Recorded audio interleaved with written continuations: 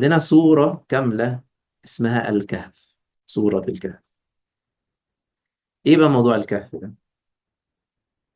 فكرة الفكرة ببساطة ان كل آيات او كل القصص او كل الأحداث اللي بتمر في هذه السورة عايزة تشير لحاجة كبيرة قوي اسمها الكهف.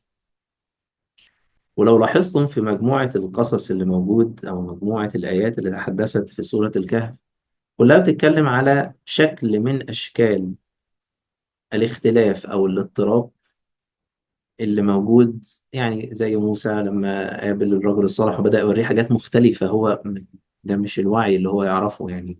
ده عكس تماما اللي كل حد متدرب عليه. ان انت لو شفت طفل صغير انت ازاي تقتله، ولو شفت سفينة ازاي تخرقها، دي الناس فقراء. الناس اللي حضرت معايا او خدت الكورس بتاع وعي الانبياء اتكلمت في وعي موسى بعمق في الحتة ديت. لكن احنا هنركز بس فقط على ايه موضوع الكهف وفتية الكهف في آية واحدة. مش هحكي القصة، يعني مش هتكلم على هذه الآية أو الكلام ده كقصة تاريخية. لا، احنا هنتكلم في عمق مختلف شوية. مش معنى كلامي أو مش معنى اللي هقوله إن ده المعنى الحصري لهذه الآية وهذا هو التفسير لا يعني خالص. هو في النهاية آه، فهم، وعي، زاوية هنبص عليها. الهدف الكبير منها إنها تخدمنا إزاي حياتنا تكون أحسن، لأن ده التارجت الكبير أصلا من كل آيات القرآن. إن هذا القرآن يهدي للتي هي أقوم. فالأصل إني أنا لما أقرب من القرآن أتدبر الآيات بتاعته، إني حياتي تكون أحسن. وأحسن ده ملوش آخر. لأن في بعض الناس بتشوف إن كلمة أحسن معناها أحسن حاجة ممكنة أو على الإطلاق. لا، هو أحسن حاجة في سعتي الحالية. فأنا أحسن حاجة ليا دلوقتي اني مثلا اقوم اتمشى شويه. دي احسن رياضه ممكن اقدر اعملها وانا مثلا حد صايم وامكانياتي مش عارف عامله ازاي انا. لكن هل في احسن من كده؟ طبعا في احسن من كده، بس ممكن ما يبقاش في سعتي. فاللي عايز احسن حاجه على الاطلاق ما بيعملش حاجه على الاطلاق. فاللي دايما بيتحرك للاحسن من سعته ليبلوكم ايكم احسن. والله يحب المحسنين. فكل ما أكون بعمل أحسن وأحسن وأحسن وأحسن، مفيش آخر. مفيش آخر للأحسن. عشان كده حتى ربنا لما أمرنا في علاقتنا بأهلنا حط الكلمة العظيمة دي: وبالوالدين إحسانا. إن أنا في مراحل مختلفة لما أتعامل مع الأهل، ممكن في وقت ابقى مشغول جدا، ممكن في وقت ما ابقاش متواجد، ممكن في وقت ابقى وقت فاضي وجميل، ممكن. ده مش معناه يا اما متواصل يا اما مش متواصل. لا، انا دايما بتواصل باحسن حاجة في سعتي. وركزوا جدا في الوعي ده، لان اللي بياخد الخطوات دي تبدأ حياته تروح في حتة رائعة جدا وملهاش آخر لحتت أروع. بس هو دايما واعي إنه بيتحرك للأحسن من سعته وبتدرج.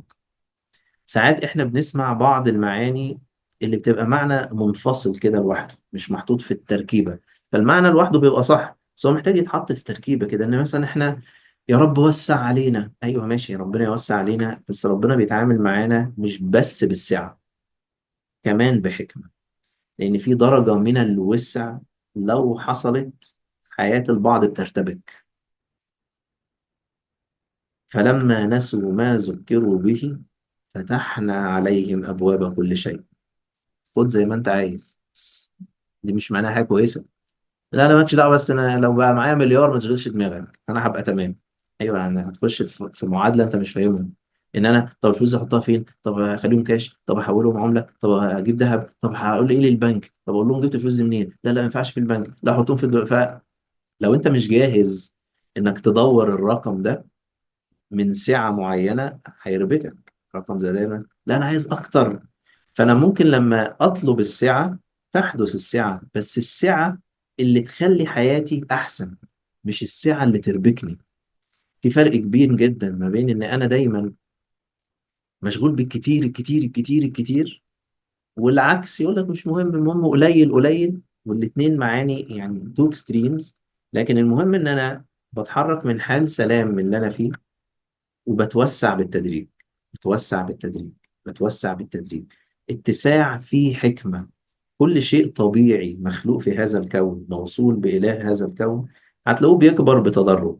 مفيش بيبي صغير مثلا لقيناه تاني يوم الصبح بقى عنده 20 سنة، وخد 20 سنة عشان يبقى عنده 20 سنة، لأن في حاجات كتير محتاج يتعلمها ويكتسبها في الرحلة دي، فهو بيكبر بالتدريج. كل شيء بقى في الحياة عشان ما يرجعش يصغر تاني محتاج يكبر بالتدريج. اللي بيكبر فجأة ممكن ينتهي فجأة. ففكرة الكهف ببساطة إن إحنا ممكن تحدث في الحياة أحداث خارجية. قصة بتحكي عن إن في فتية وحصل معاهم حاجات معينة. وإذا اعتزلتموهم وما يعبدون إلا الله فأووا إلى الكهف ينشر لكم ربكم من رحمته. في هنا كلمة خطيرة جدا جدا جدا، وحطوا تحت جدا دي خطوط عظيمة جدا. احنا في عندنا إشارة قرآنية كبيرة إن اللي هيعرف يأوي إلى الكهف هيحق عليه حاجة كبيرة أوي اسمها ينشر لكم ربكم من رحمته. لو عرفت أدخل الكهف ده، أأوي إلى الكهف، يحصل لي إن ربنا ينشر رحمته للي هيعرف يدخل الكهف. أوكي. طيب إيه بقى الموضوع؟ أولا الرحمة مش معناها الطبطبة. ده يعني هو داخل فيها الطبطبة، بس هي مش طبطبة، لأن المعنى المنتشر في فكرة خلي عندك رحمة، خليك رحيم، خليك يعني. فاحنا بنفهم دايما ان الشخص ده رحيم او عنده رحمة، يعني حنين. هو حنين معناه رؤوف، بس الرحمة معناها اني انا موصول باحتياجاتي. الاصل اللي احنا جينا منه، احنا جينا من الرحم. فلما جينا من الرحم انا لا حول لي ولا قوة، في واقع مش فاهم اي حاجة، ما اعرفش اي حاجة، ماليش كنترول على اي حاجة، ما عنديش اي معلومات، ما عنديش اي داتا، ماليش اكسس على اي حاجة في الوجود. انا موجود في مكان وكل اللي انا محتاجه بحصل عليه. ففكرة ان ربنا يختص برحمته من يشاء، او ان ربنا يفتح لي رحمته، او اني اكون في رحمة الله، يعني معناه انك بتدخل في حتة كل اللي انت محتاجه في الحتة دي هيكون حواليك. كأني بيتصنع لي رحم، فأكون في الرحم. الناس اللي معايا أو خدت كورس سلطان الأسماء أو اللي لسه في الرحلة أو اللي لسه إن شاء الله ربنا يكرمها وتبقى معانا في الرحلة، أول حاجة بنتكلم عنها في الكورس أسماء الرحمة، أسماء الاتصال. إن إحنا ده، والآية دي ما بتتكلمش على رحمة عادية، ده بتتكلم على ينشر لكم. أنت هيتفتح لك فتح ضخم، إن يحصل انتشار ضخم جدا جدا جدا لفكرة الاتصال. أي حاجة عايزينها في الكون ليها لينك، ليها وصلة، ليها رحمة. فالرحمة دي عاملة زي اللينك، زي أكن في شركة اتصالات بشكل أو بآخر، في شركة داتا معينة. فالشركة دي بتبعت لينكات للناس، تبعت أكسس للناس علشان أكون كونكتد. اللحظة اللي النت بيفصل، أنا بفصل عن أشياء كثيرة جدا. أوكي، يبقى موجود في واقع تاني بس منفصل عن حاجات تانية. اللحظة اللي بيفتح لي فيها النت دي، أنا ببقى ليا أكسس على كل حاجة أنا عايزها. خش اعمل سيرش. ايوه بس انا مش هنفع ادخل اعمل سيرش الا لو انا معايا نت، الا لو انا معايا رحمه، معايا اتصال. فايه بقى الحاجه الكبيره دي ان لو انا عرفت اعملها يحصل لي انتشار للرحمه؟ ايه الكهف يعني؟ لو حد فيكم اختبر قبل كده انه يدخل كهف مادي في جبل او حاجه، في احساس معين جوه الكهوف بيبقى موجود. بس انا هنا مش هتكلم على الكهف المادي. فأووا إلى الكهف، كلمة آوى أصلا، كلمة آوى مش معناها حالة دخول. يعني حالة دخول كلمة دخل دي كلمة تانية، لكن كلمة آوى جاية من حب. آوى إليه أخاه في قصة يوسف، سورة يوسف، آوى إليه أخاه. إنه يأوي الشيء يعني أحتوي هذا الشيء، أدخل هذا الشيء. معظم الناس لما بيحصل لهم تحديات في الحياة، أول شيء بحاول أفكر فيه ازاي ازق ده، ازاي امشي ده، ازاي اخلص. اوكي. ازاي اخلص دي بتنمي جوانا فكره كده اسمها فكره المقاومه، الريزيستنس. ان انا بقاوم بقاوم بقاوم بقاوم، بستنزف اكبر طاقه ممكنه، وقد انجح في ان انا ازق الشيء وامشيه من حياتي وخلاص. بس المفاجاه ان اي شيء برفضه هعيده. اي شيء برفضه هعيده. الحل الوحيد ان تكرار الاشياء لا تحدث في واقعنا، اني اقدر اوصل لحال من السلام. ولو انا محترف شويتين، اعرف ازاي اقوي هذا الشيء، احتضن هذا الشيء، اللي احنا بنسميها ايه الرسالة من الموضوع ده. انا عايز افهم الرسالة من القصة دي ايه. الرسالة لا تفهم مع الريزيستنس، الرسالة لا تفهم لما بزق الحاجة، الرسالة لا تفهم وانا برفض. الرسالة بتحصل لما اقدر اني افهم بعمق ان كل حاجة بتحصل في حياتي هي رسول. ركزوا معايا رجاء. يعني هحاول اني اقول اكتر حاجة ينفع تتقال في لقاء فري. يعني في ناس ما سمعتنيش قبل كده، يعني هحاول قدر المستطاع. كل شيء في الحياة رسول جاي يوصل رسالة. في رسل بتأتي بتشريعات، ده موضوع تاني، يعني نزلت بآيات وتشريعات. بس ده مش معناه ان كل الرسل كده. ربنا بيقول وأرسلنا الرياح. ايوه الرياح جاية يعني. فالرسل مش بس بشر، ومش بس بيجوا بداتا معينة علشان الناس تتعبد بيها. ده ستايل من الرسل، شكل من الرسل. ومش كل الرسل بتيجي تقول كلام جميل. في رسل مبشرين، وفي رسل منذرين، وفي ستايل تاني من الرسل. يعني تعمقت فيه اكتر في حاجة اسمها اوريجينال كودز، كورس كده مخصوص تاني مسجل لو حد عايز يحصل عليه. لكن محتاج افهم ان انا كلنا فاهمين ان احنا جايين الدنيا عشان رسالة. حلو. ايوه بقى، ايه بقى حضرتك الرسالة؟ اي او محتاج حد معايا طب يقول لي ايه الموضوع. فطول الوقت احد اشكال رحمة ربنا بينا مش معناها طبطبة بس، يعني احاطة ربنا لينا، توفير الله لاحتياجاتنا. انه كل شوية يبعت لي داتا ابديت، رسل، حد يقول لي حاجة، معلومة، فكرة، قصة، حدث، موقف، ذكرى، وات ايفر. بس الشاطر اللي بيعرف ياخد من الرسل. بس في ناس حاطة شروط للرسل. بمعنى أفكلما جاءكم رسول بما لا تهوى أنفسكم استكبرتم ففريقا كذبتم وفريقا تقتلون. والقتل مش دايما بمعنى القتل المادي، القتل معناه إيقاف عمل الشيء. زي ما بيقول كده إيه، قتلت الموضوع بحثا. مش معناها جبت البحث ورحت غزيته بسكينة، يعني مش قتلت الموضوع بحثا يعني خلاص ما عادش فيه تاني، وقف لحد هنا. مفيش داتا أكتر من كده في الحتة دي. قتل، وقف تأثيره، انتهى فعاليته في المكان اللي هو فيه. فإن إحنا نحتوي، نحتضن، نضم لحياتنا الإيجابي والسلبي. وفهموني رجاء في القصة دي، لأن القصة دي وراها برمجة كبيرة جدا جدا جدا وتقيلة جدا جدا. فكرة إن إحنا دايما عايزين حياتنا تبقى إيجابية، ومش عايزين حياتنا تبقى سلبية، وده مش هيحصل. لأن الحياة أصلا مصممة بطريقة الإيجابي والسلبي. أكني بقول أنا عايز الفترة الجاية تبقى الدنيا نهار وخلاص، مش عايز لو سمحتم ليل تاني. مش هينفع. لأن الحياة مصممة، وربنا خلق الكون بطريقة إن من آياته الليل والنهار. فهتفضل نور وضلمة. والشاطر اللي بيعرف يعمل إيه في الضلمة ويعمل إيه في النور. مش إنه يعيش في الضلمة ويرفض النور، أو إنه يعيش في النور ويرفض الضلمة.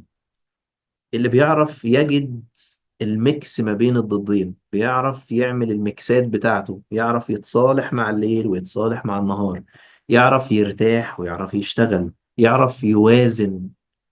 لكن الرفض، اني بريزيست، اني بقاوم، ففي نص كبير في الحياة راح مني.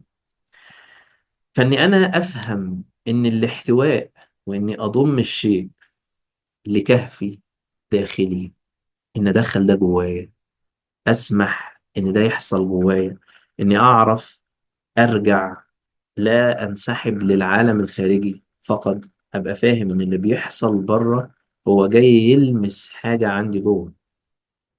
إن الله لا يغير ما بقوم حتى يغيروا ما بأنفسهم. الحاجة اللي حاصلة بره أصلا هي جاية توريني إيه اللي عندي جوه.